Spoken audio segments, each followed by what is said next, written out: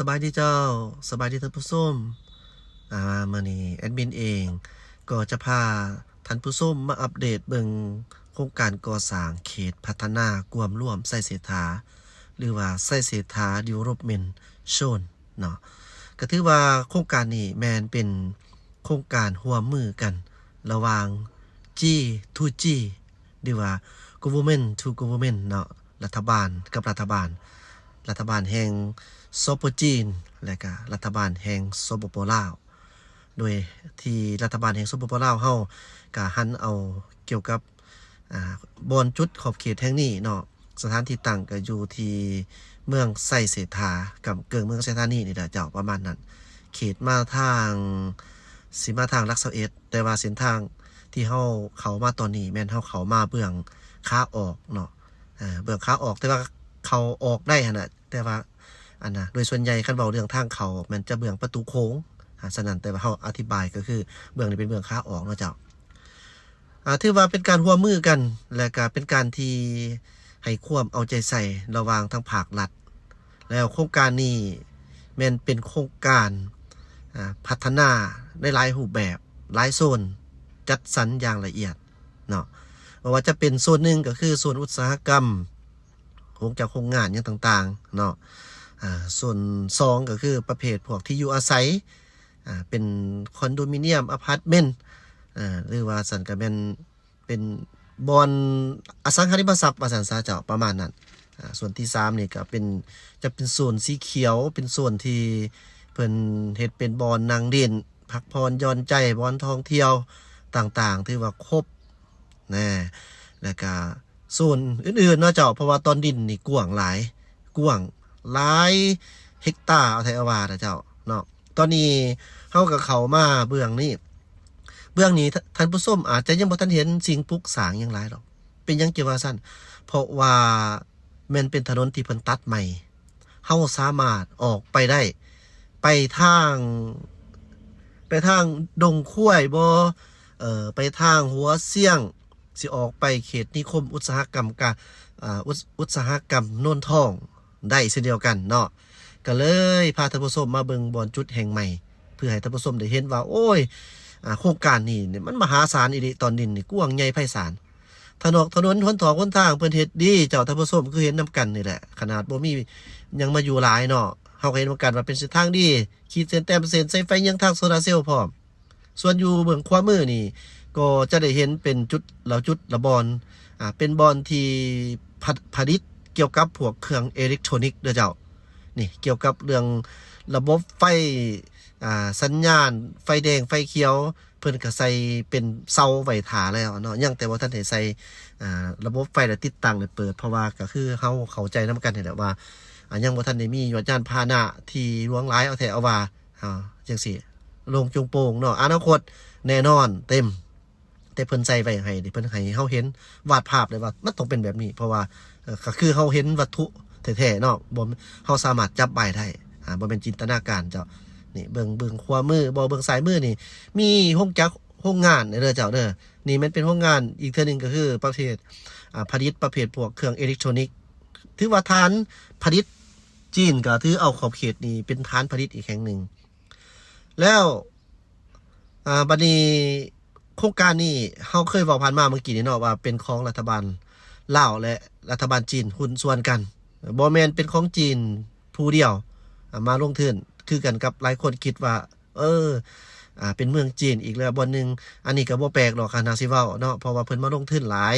แต่ว่าอยากให้ฮู้ข้อมูลเพิ่มเติมเขาอีกเด้อเจ้าท่านผู้ชมว่าการลงทุนเป็นรัฐบาลร่วมกันสนับสนุนประโยชน์กันแน่นอนต้องมีการแบ่งปันร่วมกันแล้วบ่แม่นแต่ลาวกับจีนอีกบัดนี้ในตอนดินที่เพิ่นเฮ็ดเป็นเขตโซนเขตพัฒนากวมร่วมไส้เสถาแห่งนี้แม่นว่าเพิ่นเปิดกว้างในทั่วโลกนี่แม่นไผที่อยากเข้ามาลงทุนก็สามารถมาได้ลงทุนเกี่ยวกับหยังก็แล้วแต่จะไปร่วมกันกับเพิ่นเนาะหรือว่าเจ้าอยากเซาเป็นลักษณะแบบเอาตอนดินนี่ถนนหนทางก็มีน้ำประปาก็มีไฟยังทางทุกอย่างครบบ่ล่ะ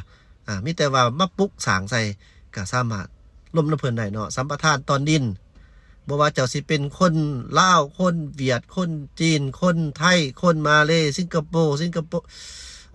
หรือว่ายุโรปมาจากยุโรปบ่อเมริกาจังซี่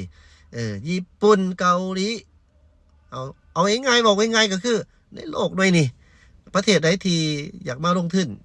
อยากมาสร้างมาสานมาเฮ็ดธุรกิจแม่นสามารถมาได้บ่ได้เจาะจงไว้ให้แต่คนจีน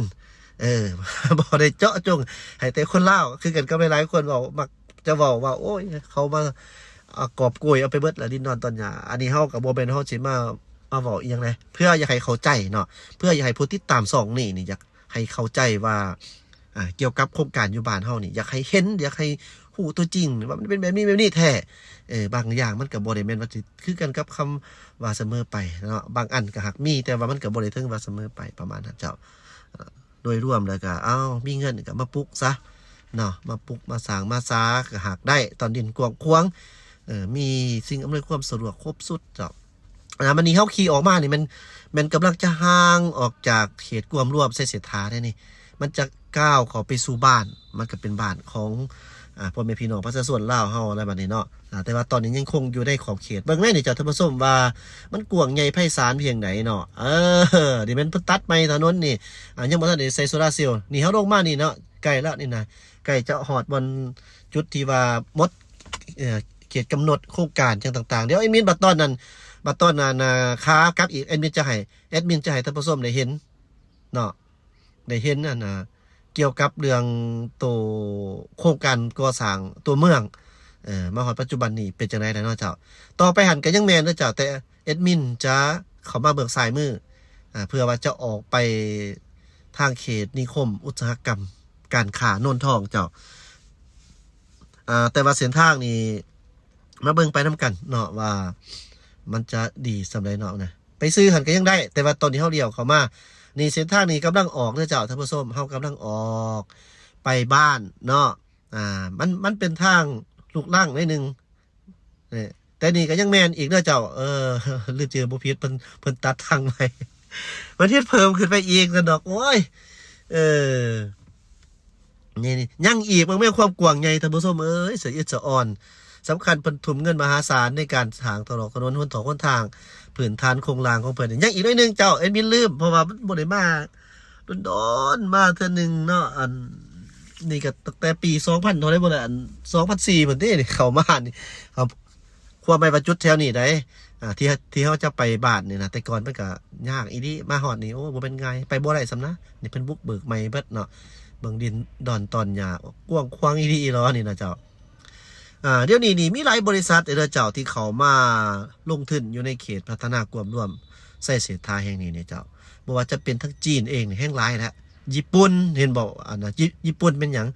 กะโตเพิ่นประกาศโฆษณาอยากเฮ็ดเวียกคั่นเด้เป็นไผสนใจอยากเฮ็ดเวียกนำเพิ่นเงินเดือนจนฮอด7-8 ล้านก็มีขึ้นอยู่กับเฮามันกินข้าว3คาบที่พักก็มีบ่อยากพักก็มีรถรับส่งแม่หาความสะดวกใช้ได้เนาะเจ้าท่านผู้ชมบริษัทเพิ่นประกาศนี่จังแม่นละเจ้าบัดนี้เนาะเดี๋ยวเฮาถ้าจังสิเว้าต่อว่ามีบริษัทจากประเทศใดแน่เนาะที่เขามาลงทุนแล้วในตอนนี้อยากให้เห็นหน่อยนึงซื่อๆดอกว่ามันสิ้นสุดอยู่ไหน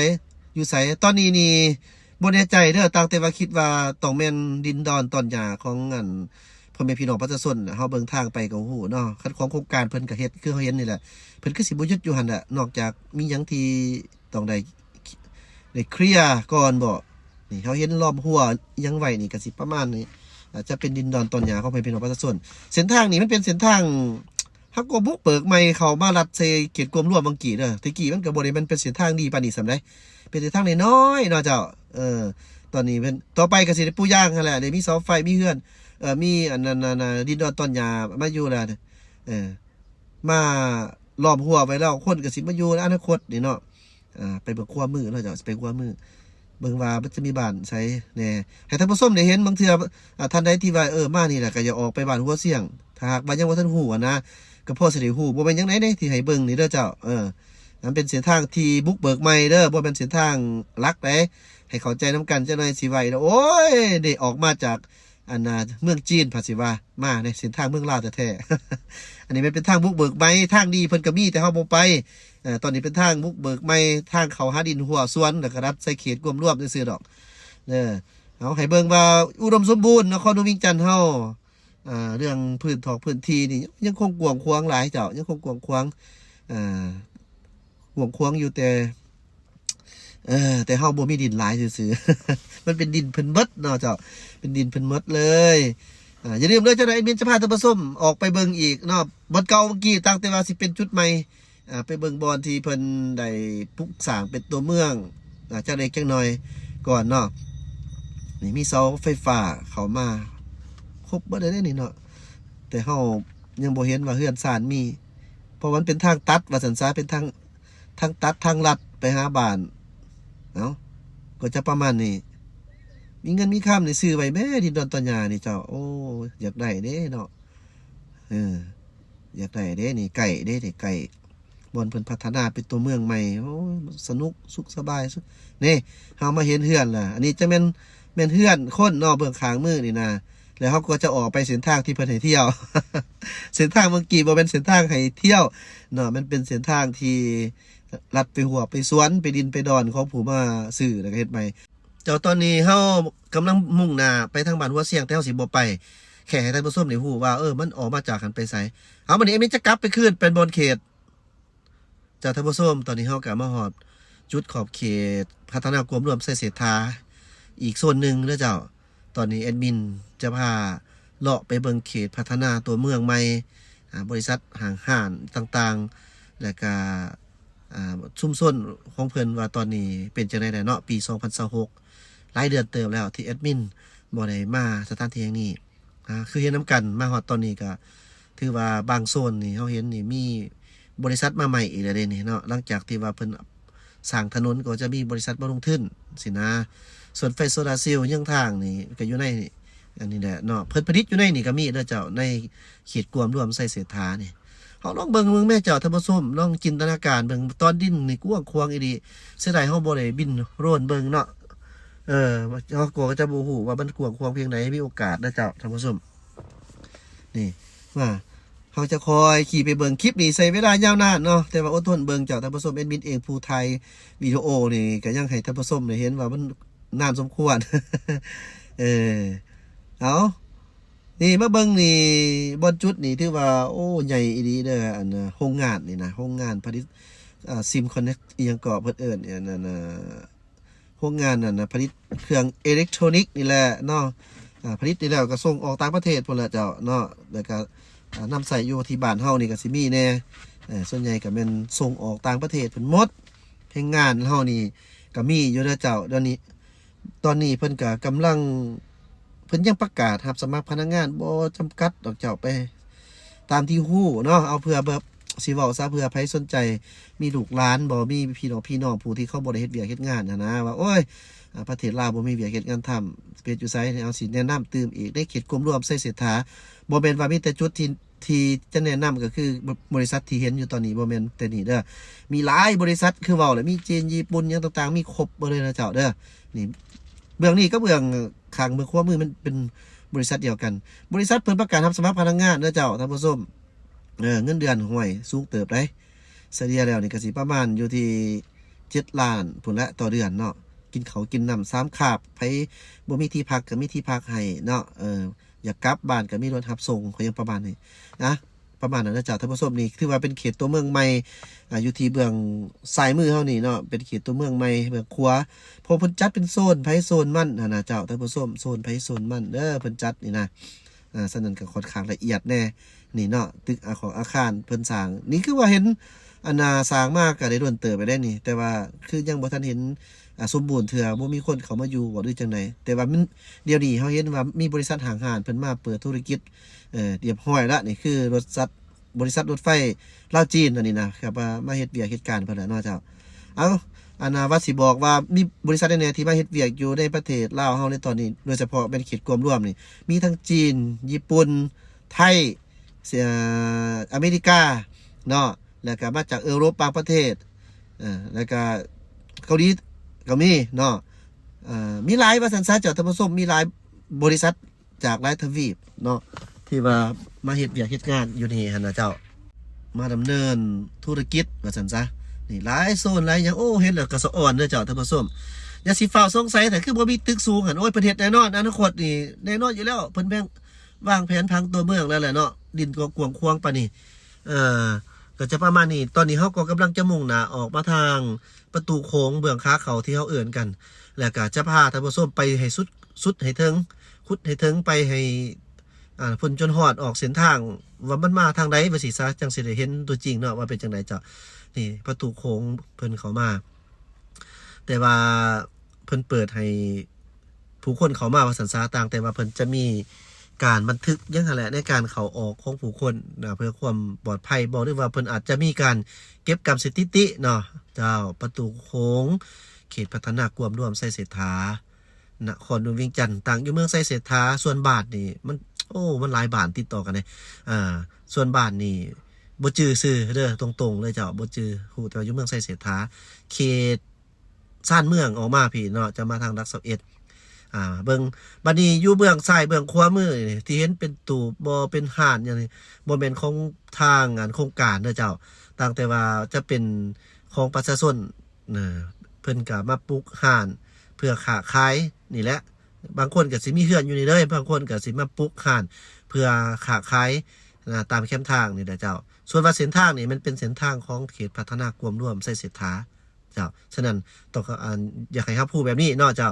บ่แม่นว่าทางผ่านไปนี่ก็ยังเป็นดินดอนของเพิ่นบ่แม่นเป็นของประชาชนล่ะเจ้าแต่ก็มีบางพื้นที่ที่ทางบริษัทเพิ่นได้มีการ